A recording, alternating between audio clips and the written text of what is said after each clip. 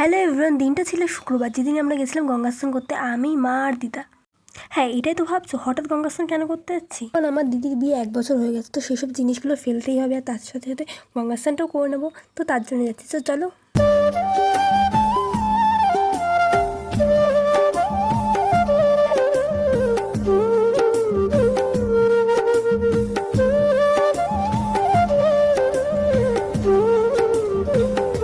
আর কথা বলতে বলতে এদিকে আমরা পাটুলি পৌঁছেও গেছি।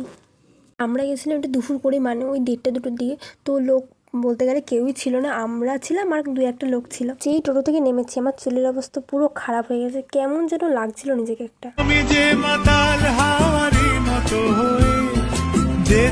আর আমার স্নান করাও হয়ে গেছে, কারণ প্রথমেই আমি স্নান করে উঠে এসেছি। প্রচণ্ড পরিমাণে হাওয়া দিচ্ছিল, চুল তো ঠিক থাকছিল না, ওখানেই আমার অলরেডি চুল শুকিয়ে গেছে।